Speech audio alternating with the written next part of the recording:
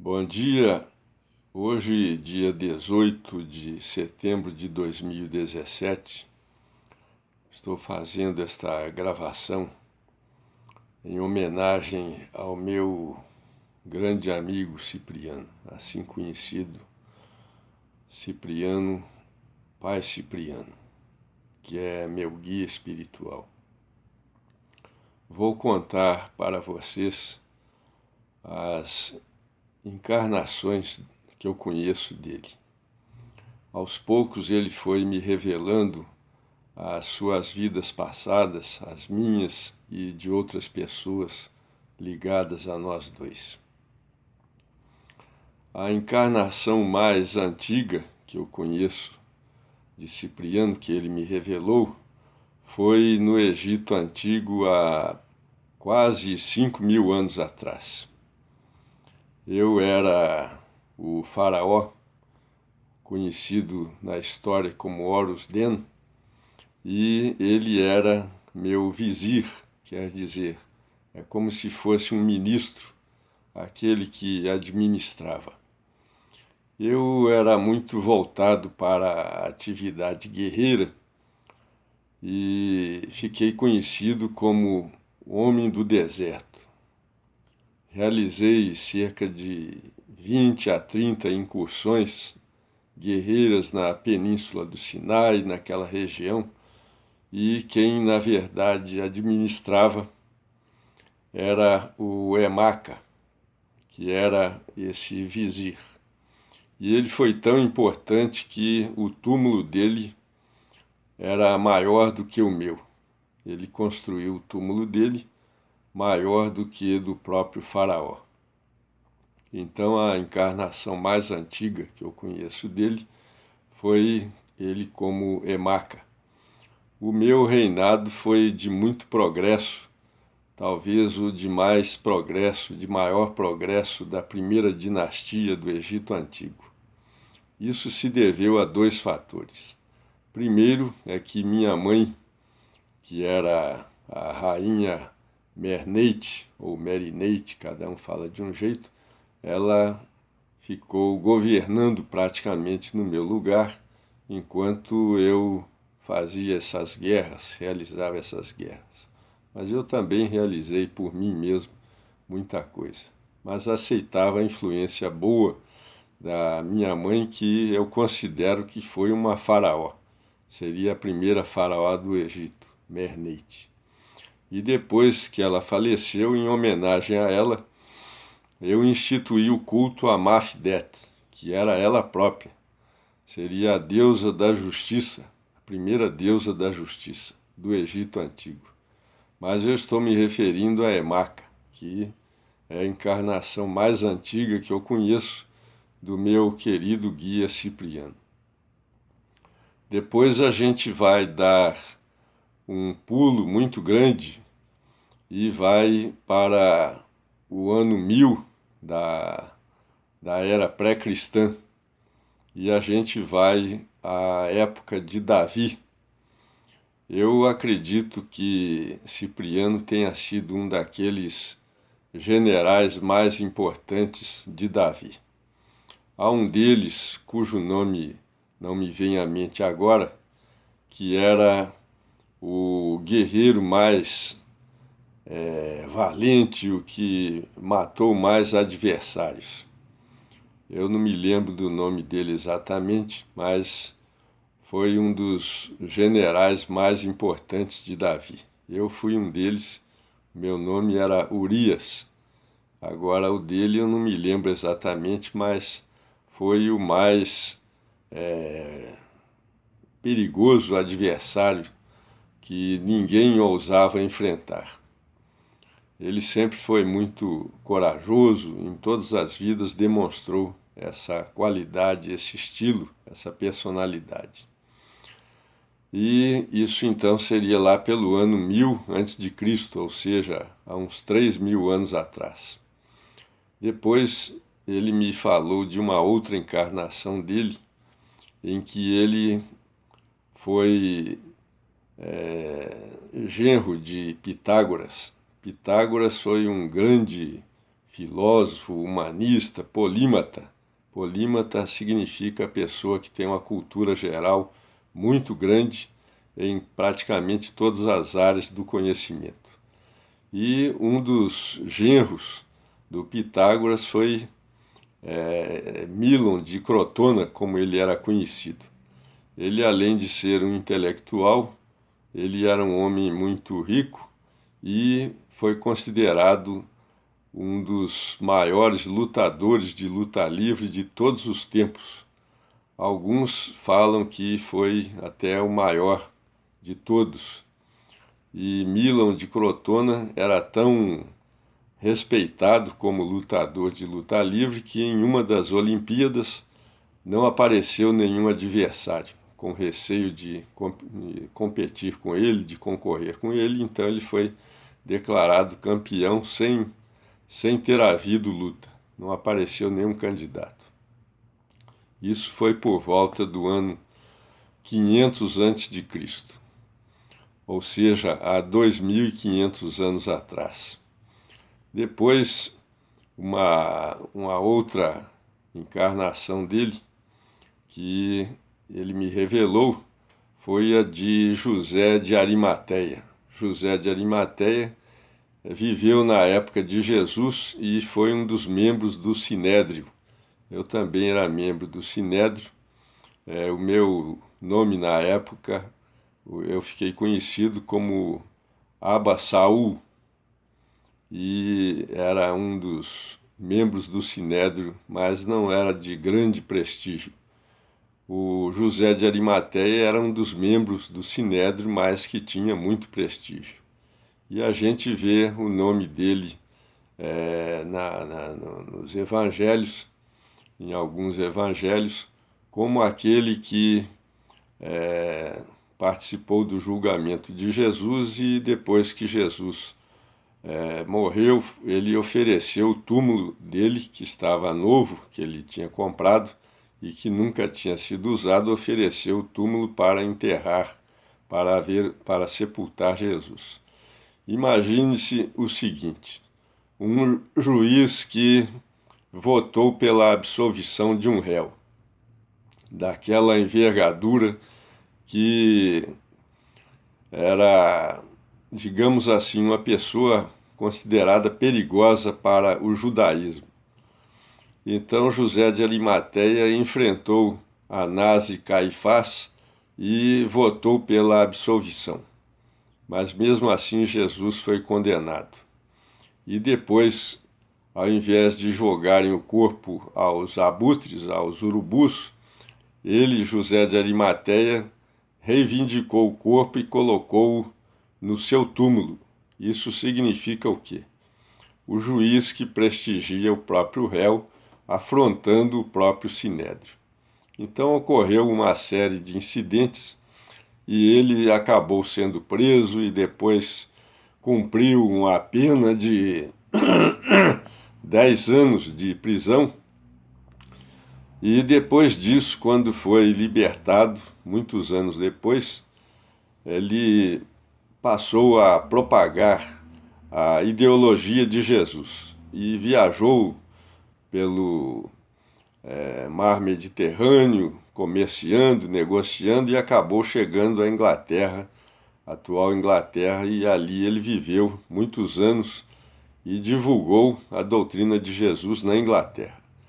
Na Inglaterra ele é muito respeitado, é tido até como santo, e deixou um evangelho, digamos assim, que é um relato, um texto sobre Jesus e a sua vida, sua biografia, suas ideias. Então, José de Arimateia seria há 2.000 anos atrás, mais ou menos. E depois eu fiquei sabendo de uma outra encarnação dele, que foi como Justiniano, aquele imperador romano, mas de Constantinopla, que era o Império Romano do Oriente. Não foi Império Romano em Roma, com sede em Roma, mas sim no Oriente.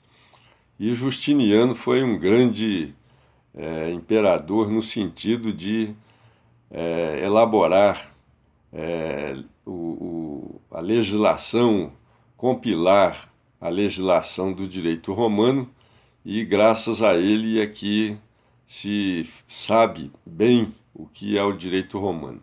O Corpus Iuris Civilis foi elaborado por juristas, por encomenda dele, mas ele mesmo era um jurista. Mas eu vou voltar lá atrás no tempo e me reportar a uma outra encarnação dele, na época de Sócrates, que foi lá pelo ano também 500 a.C. Cipriano, foi um historiador muito famoso chamado Tucídides. Ele é considerado um dos historiadores mais famosos de todos os tempos. Ele tinha uma característica muito interessante, que era de não se preocupar em relatar todos os fatos que aconteciam, mas sim ele selecionava os fatos que ele achava importantes, ele relatava, ele anotava, e aquilo que ele achava irrelevante ele deixava de lado. Então isso eu acho que é um dado importante para um historiador, que não é uma máquina de registrar dados, e sim um analista que verifica o que é importante e deixa de lado aquilo que não tem relevância nenhuma. O estilo dele foi tão inovador que eu, que sempre fui historiador, também segui as referências dele, e assim escrevo atualmente sobre as intuições dele, sobre o comando mental dele dentro desse estilo. A redação dele é muito objetiva, e ele é muito ligado a uma ideia assim de ética, de moral, e todos os textos dele refletem essa preocupação com a ética. Então eu voltei lá atrás no tempo, falando em Tucídides como um grande historiador. Agora voltemos à época de Justiniano. Depois dessa época de Justiniano, nós vamos dar um pulo a 1300. No ano de 1300 ele vivia na África. Ele foi um imperador do Mali, que é um país africano. O nome dele, ele ficou conhecido como Abubakar II. Ele foi imperador do Mali durante apenas 2 anos, mas ele se interessava em realizar uma grande viagem saindo do seu país para chegar ao que hoje a gente chama de América, e realizou uma expedição que chegou realmente a Pernambuco e depois foi para outros lugares aqui da América. Foi um grande navegador, um estudioso de astronomia, das ciências náuticas e tudo isso, e é conhecido na África, principalmente no Mali, como Abubakar II. Eu o considero como o descobridor do Brasil, assim, digamos, pelo menos é muito mais descobridor do que Pedro Álvares Cabral, porque quase 200 anos antes, em 1312, ele chegou ao Brasil com a sua esquadra, e Cabral chegou quase que 200 anos depois, em 1500. Então, essa outra faceta de Cipriano também eu faço questão de mostrar como um grande navegador no mar. Então, depois dessa encarnação, ele deve ter morrido por volta de 1300 e alguma coisa. Depois nós vamos vê-lo numa outra encarnação, como Francisco Brusa de Espinosa. Eu já falei em várias ocasiões sobre Francisco Brusa de Espinosa. Ele era um judeu que nasceu em Castela, na atual Espanha, e de lá ele uma vez que foi perseguido pela Inquisição, ele foi parar no Peru, na América do Sul, numa viagem dificílima, e lá também perseguido pela Inquisição, ele veio parar no Brasil. Aqui no Brasil, ele se tornou amigo dos índios e acabou passando o resto da vida entre os índios, para encurtar a história. E foi um grande amigo meu, eu era o padre João de Aspilo-Cueta Navarro. Nós nos tornamos muito amigos quando nos conhecemos em Porto Seguro, participamos de uma expedição de desbravamento do interior de Minas Gerais, foi a primeira expedição, no ano de 1553, e durou 1 ano e meio. Então, em resumo, ele era um grande amigo dos índios do Brasil. E depois, numa outra encarnação, em 1600, ele também veio parar no Brasil, ou nasceu aqui, não ficou bem certo, em 1600, só que na região da Amazônia, e também nos tornamos amigos, e ele se chamava João Correia. Ele acabou sendo assassinado por alguns índios enquanto ele dormia. João Correia ajudou muito os jesuítas na região da Amazônia. Ele conhecia muito a região e conhecia e era respeitado pelos índios daquela região. Depois, numa outra encarnação, houve aí um espaço de tempo maior, eu vou encontrá-lo de novo na Índia. Ele se chamava Gau Tilak. Ele ficou muito famoso como um ativista pela libertação da Índia. A Índia, na época, era a colônia da Inglaterra, e Tilak defendia uma guerra da Índia contra a Inglaterra. Eu era um poeta, jornalista, escritor, que era seguidor do Tilak, e eu fiquei conhecido como Bharati. Bharati é um nome que ficou famoso na Índia, e eu era seguidor, digamos assim, do Tilak.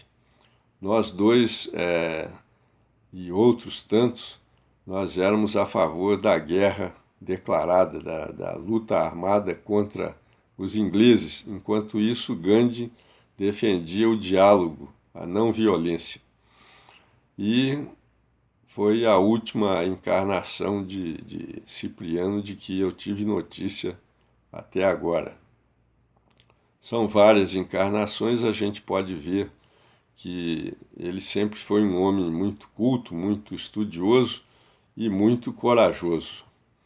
E eu me considero como filho espiritual dele, tenho muitas das características dele, sou também historiador, sou jurista, e nós dois gostamos de trabalhar nessas tarefas difíceis e desbravar matas e nos aventurarmos por esse mundo afora.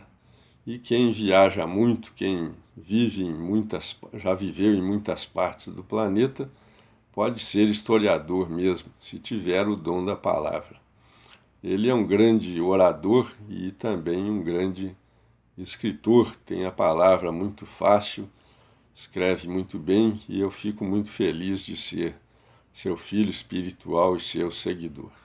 Esta é uma homenagem a ele que eu vou transferir ao meu amigo Mauro, para que ele saiba mais sobre nosso querido amigo Cipriano, que também é um dos grandes amigos do Mauro.